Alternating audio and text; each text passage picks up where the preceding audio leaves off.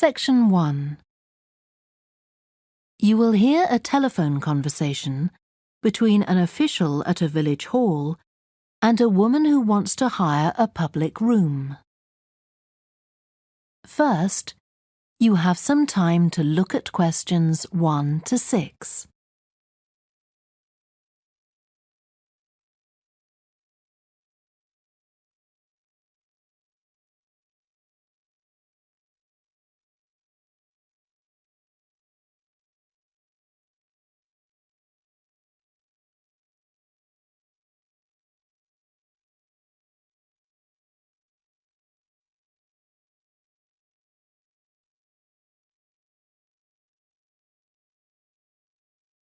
You will see that there is an example that has been done for you. On this occasion only, the conversation relating to this will be played first. Hello? Oh, hello. I wanted to inquire about hiring a room in the village hall for the evening of September the 1st. Let me just see. Yes, we have both rooms available that evening. There's our main hall, that's got seating for 200 people, or there's the Charlton room. The main hall seats 200, so 200 has been written in the space. Now we shall begin. You should answer the questions as you listen, because you will not hear the recording a second time. Listen carefully and answer questions 1 to 6. Hello? Oh, hello. I wanted to inquire about hiring a room in the village hall for the evening of September the 1st. Let me just see. Yes, we have both rooms available that evening. There's our main hall, that's got seating for 200 people, or there's the Charlton room. Sorry? The Charlton room, Charlton.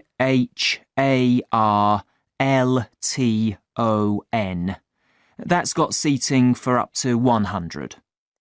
Well, we're organising a dinner to raise money for a charity, and we're hoping for at least 150 people. So, I think we'll go for the main hall. How much would that cost? Let's see. You wanted it for the evening of September the 1st?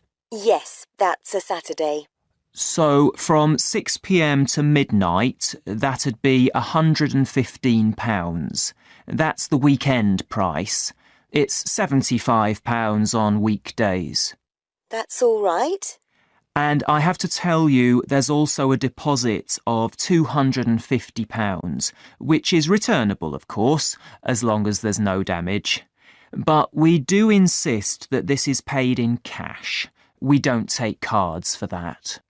You can pay the actual rent of the room however you like, though. Cash, credit card, cheque. Oh, well, I suppose that's okay. So, does the charge include use of tables and chairs and so on? Oh, yes. And what about parking? Yeah, that's all included. The only thing that isn't included is, you said you were organising a dinner? Yeah. Well, you'll have to pay extra for the kitchen if you want to use that. It's £25. It's got very good facilities, good quality cookers and fridges and so on. OK. Well, I suppose that's all right. We can cover the cost in our entry charges. Right, so I'll make a note of that. Now, there are just 1 or 2 things you need to think about before the event.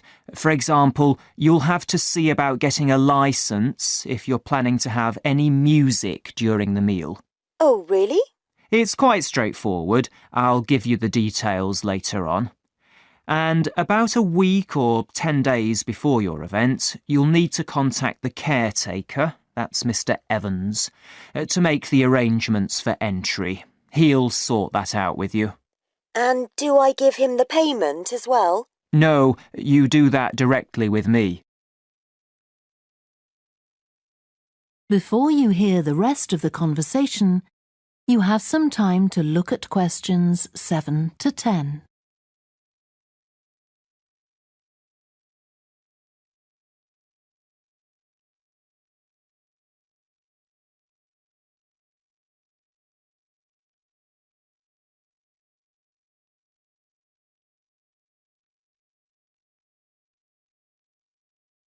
Now listen and answer questions 7 to 10.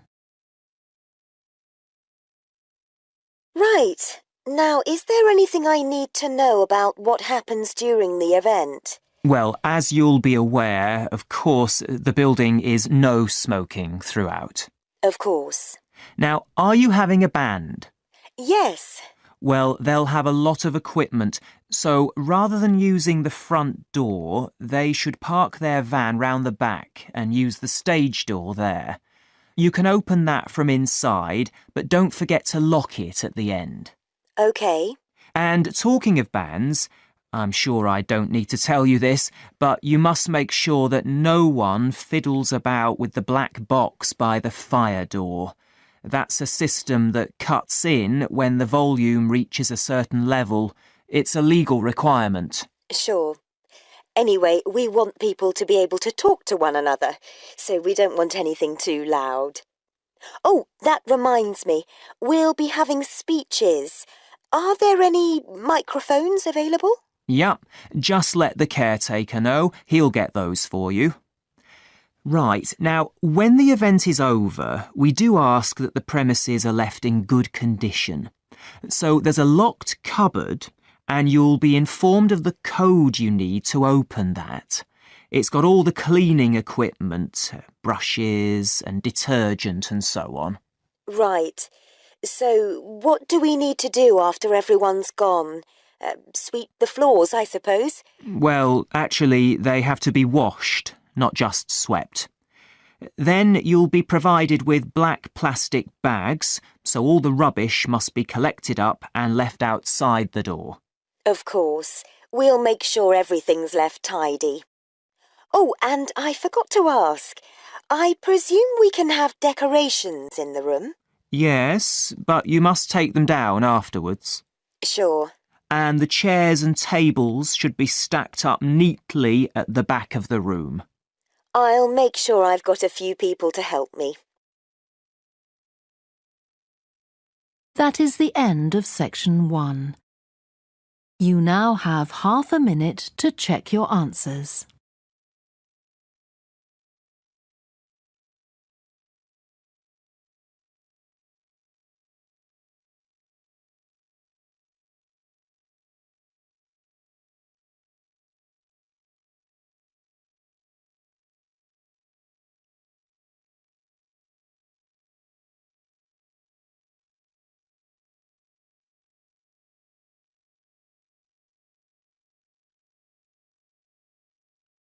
Now turn to section 2. Section 2. You will hear a guide talking to a group of visitors to a farm. First, you have some time to look at questions 11 to 14.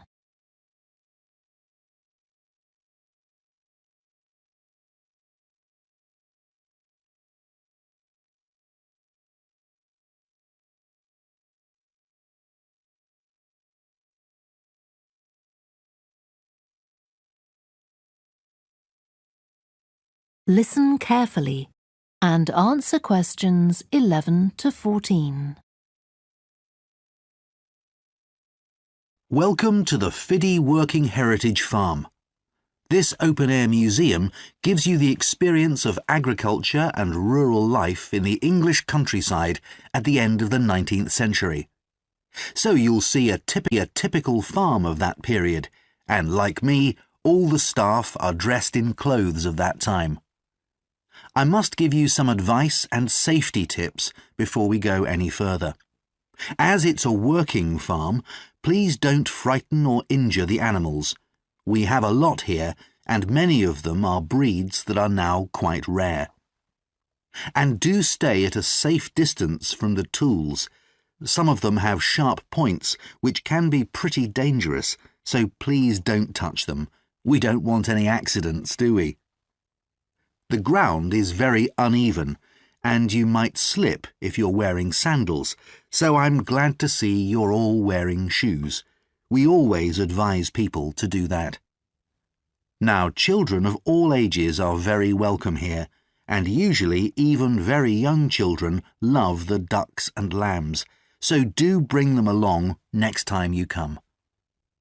I don't think any of you have brought dogs with you, but in case you have, I'm afraid they'll have to stay in the car park unless they're guide dogs.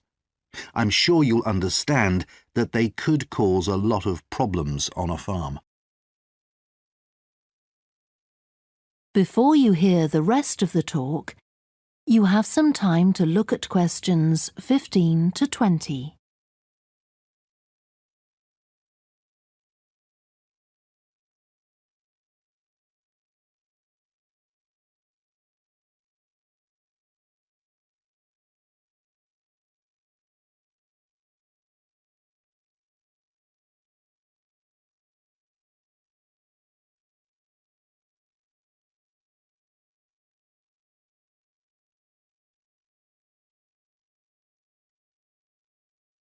Now listen and answer questions 15 to 20.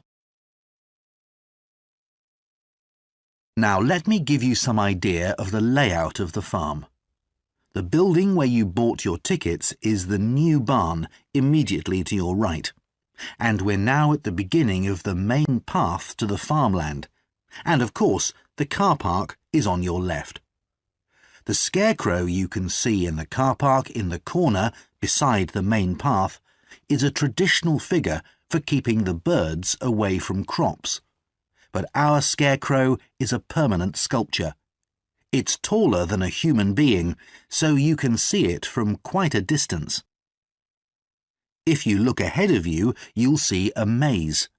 It's opposite the new barn, beside the side path that branches off to the right, just over there. The maze is made out of hedges which are too tall for young children to see over them, but it's quite small, so you can't get lost in it. Now, can you see the bridge crossing the fish pool further up the main path? If you want to go to the cafe, go towards the bridge and turn right just before it. Walk along the side path and the cafe's on the first bend you come to. The building was originally the schoolhouse, and it's well over 100 years old. As you may know, we run skills workshops here, where you can learn traditional crafts like woodwork and basket making. You can see examples of the work and talk to someone about the courses in the Black Barn. If you take the side path to the right, here, just by the new barn, you'll come to the Black Barn, just where the path first bends. Now, I mustn't forget to tell you about picnicking, as I can see some of you have brought your lunch with you. You can picnic in the field, though do clear up behind you, of course. Or if you'd prefer a covered picnic area, there's one near the farmyard, just after you cross the bridge. There's a covered picnic spot on the right. And the last thing to mention is Fiddy House itself. From here you can cross the bridge, then walk along the footpath through the field to the left of the farmyard. That goes to the house, and it'll give you a lovely view of it. It's certainly worth a few photographs, but as it's a private home, I'm afraid you can't go inside. Right, well, if you're all ready, we'll set off on our tour of the farm. That is the end of section 2. You now have half a minute to check your answers.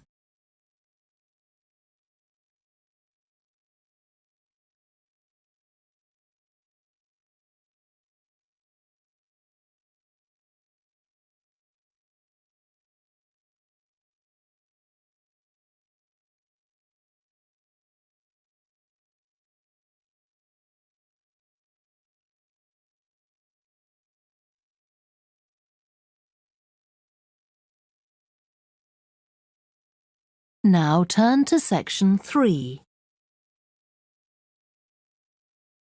Section 3. You will hear two psychology students called Lisa and Greg discussing a project they have to do.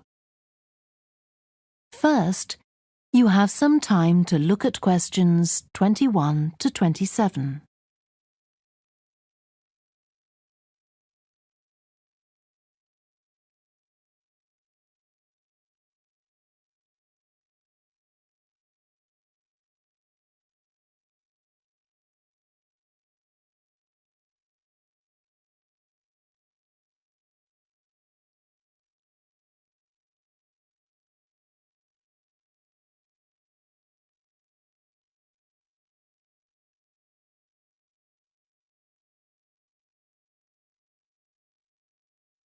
Now listen carefully and answer questions 21 to 27.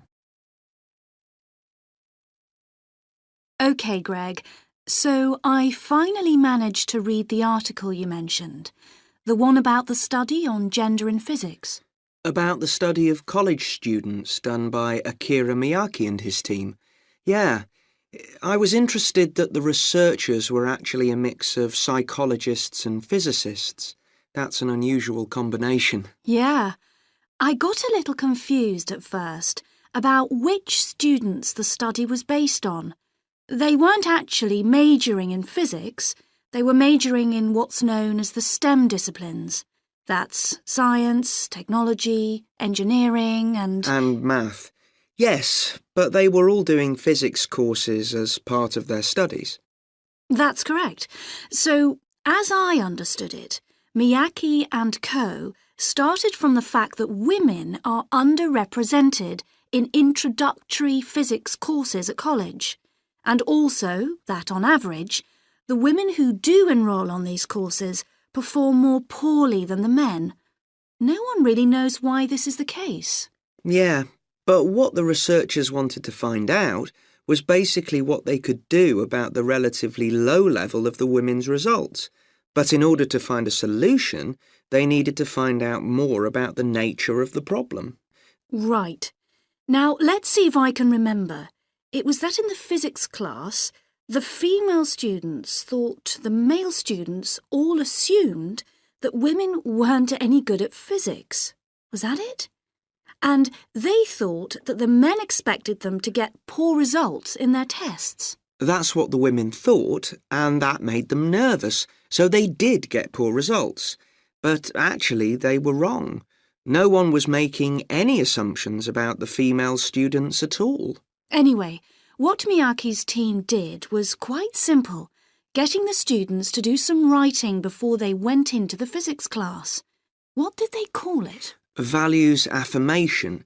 They had to write an essay focusing on things that were significant to them, not particularly to do with the subject they were studying, but more general things like music or people who mattered to them. Right. So the idea of doing the writing is that this gets the students thinking in a positive way. And putting these thoughts into words can relax them and help them overcome the psychological factors that lead to poor performance. Yeah. But what the researchers in the study hadn't expected was that this one activity raised the women's physics grades from the C to the B range. A huge change. Pity it wasn't to an A, but still. No, but it does suggest that the women were seriously underperforming beforehand in comparison with the men. Yes. Mind you, Miyake's article left out a lot of details, like did the students do the writing just once or several times? And had they been told why they were doing the writing? That might have affected the results. You mean if they know the researchers thought it might help them to improve, then they just try to fulfill that expectation? Exactly. Before you hear the rest of the discussion, you have some time to look at questions 28 to 30.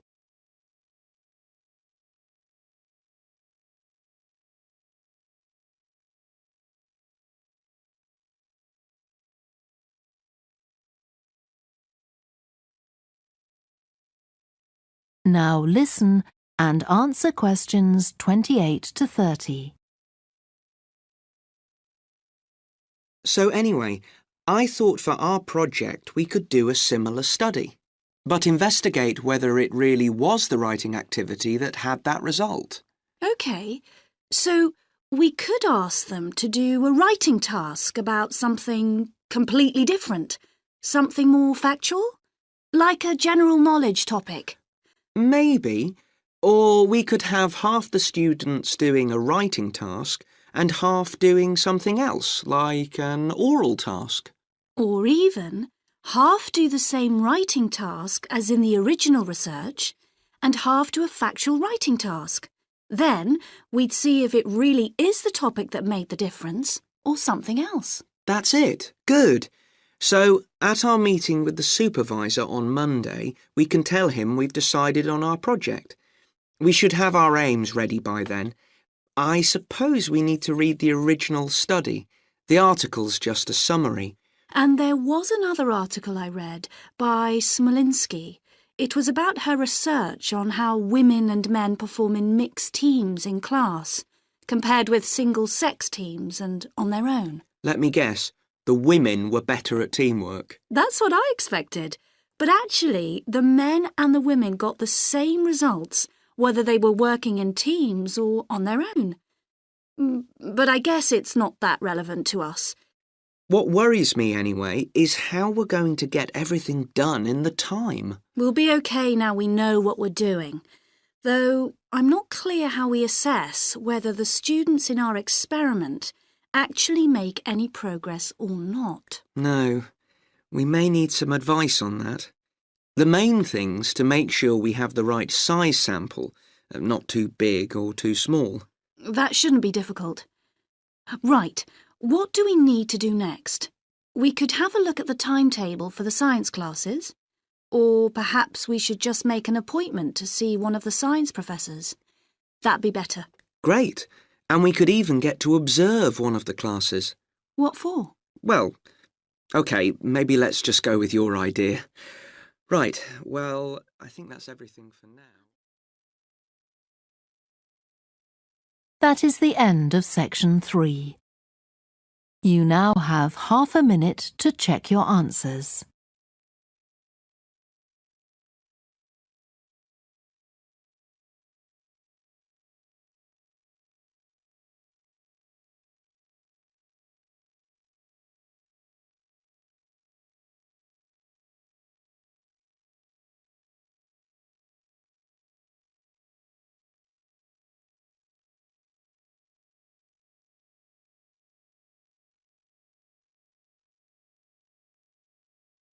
Now turn to section 4. Section 4. You will hear part of a student presentation about the variety of different species that live in the world's oceans. First, you have some time to look at questions 31 to 40.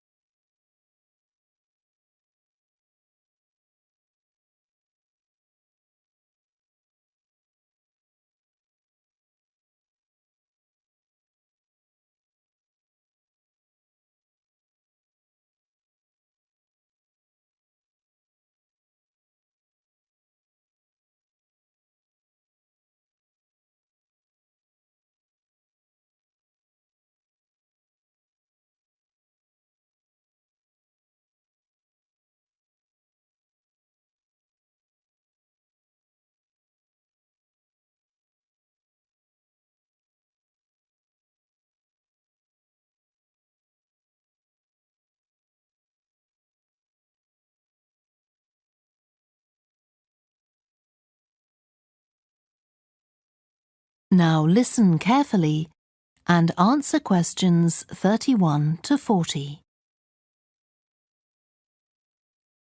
I've been looking at ocean biodiversity. That's the diversity of species that live in the world's oceans. About 20 years ago, biologists developed the idea of what they called biodiversity hotspots. These are the areas which have the greatest mixture of species. So one example is Madagascar. These hotspots are significant because they allow us to locate key areas for focusing efforts at conservation. Biologists can identify hotspots on land fairly easily, but until recently, very little was known about species distribution and diversity in the oceans, and no one even knew if hotspots existed there. Then a Canadian biologist called Boris Worm did some research in 2005 on data on ocean species that he got from the fishing industry. Worm located 5 hotspots for large ocean predators, like sharks, and looked at what they had in common. The main thing he'd expected to find was that they had very high concentrations of food, but to his surprise, that was only true for 4 of the hotspots. The remaining hotspot was quite badly off in that regard. But what he did find was that in all cases, the water at the surface of the ocean had relatively high temperatures, even when it was cool at greater depths. So this seemed to be a factor in supporting a diverse range of these large predators. However, this wasn't enough on its own, because he also found that the water needed to have enough oxygen in it. So these 2 factors seemed necessary to support the high metabolic rate of these large fish. A couple of years later, in 2007, a researcher called Lisa Balance, who was working in California, also started looking for ocean hotspots, but not for fish. What she was interested in was marine mammals, things like seals. And she found 3 places in the oceans which were hotspots, and what these had in common was that these hotspots were all located at boundaries between ocean currents. And this seems to be the sort of place that has lots of the plankton that some of these species feed on. So now people who want to protect the species that are endangered need to get as much information as possible. For example, there's an international project called the Census of Marine Life. They've been surveying oceans all over the world, including the Arctic. One thing they found there, which stunned other researchers, was that there were large numbers of species which live below the ice, sometimes under a layer up to 20 meters thick. Some of these species had never been seen before. They've even found species of octopus living in these conditions. And other scientists working on the same project but researching very different habitats on the ocean floor have found large numbers of species congregating around volcanoes, attracted to them by the warmth and nutrients there.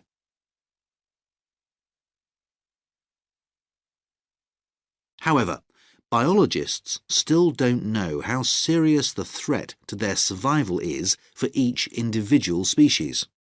So a body called the Global Marine Species Assessment is now creating a list of endangered species on land, so they consider things like the size of the population, how many members of one species there are in a particular place, and then they look at their distribution in geographical terms, although this is quite difficult when you're looking at fish because they're so mobile. And then thirdly, they calculate the rate at which the decline of the species is happening. So far, only 1,500 species have been assessed, but they want to increase this figure to 20,000. For each one they assess, they use the data they collect on that species to produce a map showing its distribution. Ultimately, they will be able to use these to figure out not only where most species are located, but also where they are most threatened. So, finally, what can be done to retain the diversity of species in the world's oceans? Firstly, we need to set up more reserves in our oceans, places where marine species are protected. We have some, but not enough. In addition, to preserve species such as leatherback turtles, which live out in the high seas but have their nesting sites on the American coast, we need to create corridors for migration, so they can get from one area to another safely. As well as this, action needs to be taken to lower the levels of fishing quotas to prevent overfishing of endangered species. And finally, there's the problem of bycatch. This refers to the catching of unwanted fish by fishing boats. They're returned to the sea, but they're often dead or dying. If these commercial fishing boats used equipment which was more selective so that only the fish wanted for consumption were caught, this problem could be overcome. OK, so does anyone have any questions about... That is the end of section 4. You now have half a minute to check your answers.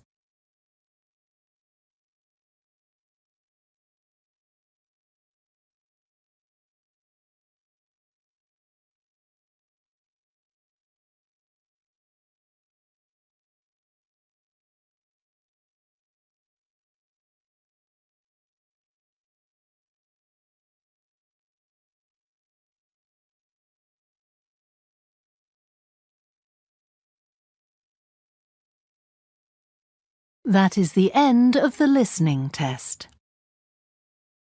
You now have 10 minutes to transfer your answers to the answer sheet.